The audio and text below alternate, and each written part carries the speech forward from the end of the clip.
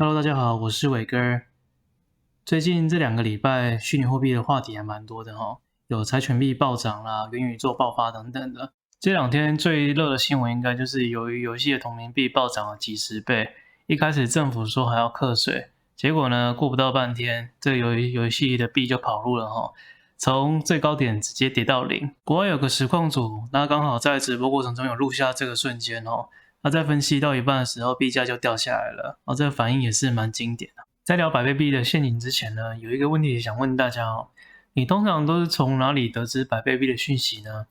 那其中我觉得最可怕的地方就是从一般媒体哦，我觉得一般媒体其实是反指标哦，他们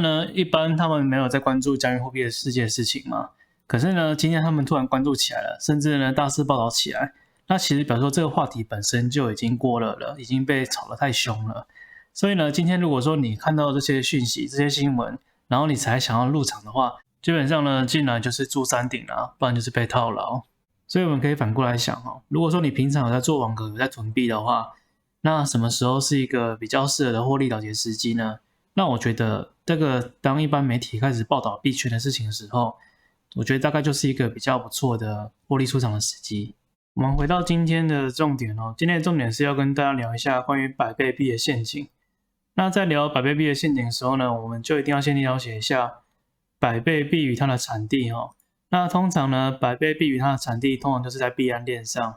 币安链上呢有一个东西叫 PoolCoin App 哦，就是这个网站。这个网站呢是专门来看一些刚发表的新币的币价的一个网站工具。那我们就随意点几个币来看看它的币价哦。这个有一个 BWT 哦，进来呢，这个是一个很典型的百倍币，然后就喷得很高，然后就跌跟屎一样。那再来看一下这个什么，这个好 Gapcoin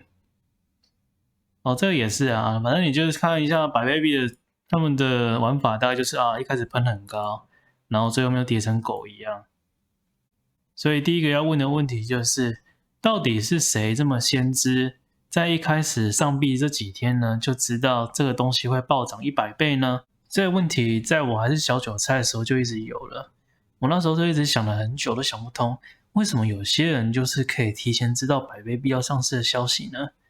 后来被割久就习惯了，就知道原来这些人呢，大部分呢都是他们项目方自己的人。然后呢，就去群组拉一些小下线，然后帮忙抬轿。他们自己人呢，在一波把币价拉上来之后呢，那韭菜进来呢就上车了。上车进来之后呢，就被套牢啦。套牢之后呢，就不甘心，然后继续一直投，然后就被割到之后呢，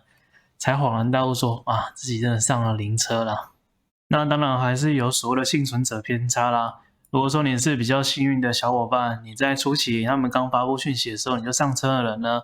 然后呢，你又懂得节制的话，你在高点就把它卖掉的话呢，这时候呢，你就不是被割的那一个啦。当你幸运存活下来之后呢，有些人会选择相信那些百倍币所谓群组里面的那些高手，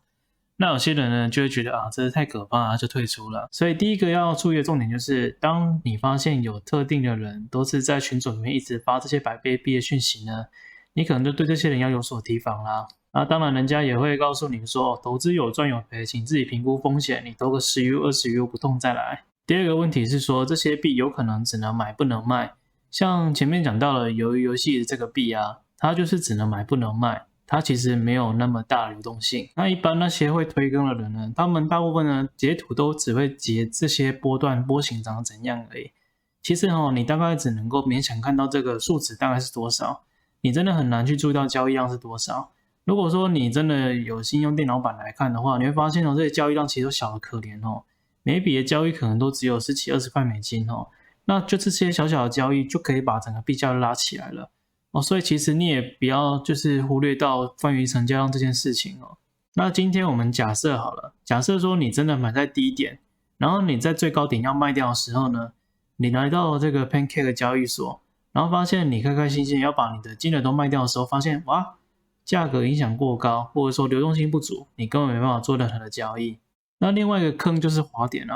滑点我相信如果你是刚进入 DeFi 世界的，你应该对这个东西不是很熟悉滑点就是在 Pancake 上面有一个齿轮这边进来呢有一个叫做滑动龙线，这就是一般所称的滑点。有些它的币种呢，它可能滑点要设定10%、20%，甚至有些到30%它才可以卖出。那滑点你可以简单的理解，就是说你这个币价要损失多少你才能够做交易。那今天如果说你的滑点是20% 的话，那你交易的时候呢，你的币价就会损失20% 的本金，你只能够换回80% 的你的本金而已。我们今天举一个比较极端例子好了，假如说你一直没办法成交成功，结果呢，你最后设定滑点设定50%才有办法正常交易的时候呢，那等于就是说，就算是你币价涨了2倍涨了100%，从1变成2之后呢，结果呢，你的滑点设定50，等于说你要损失一半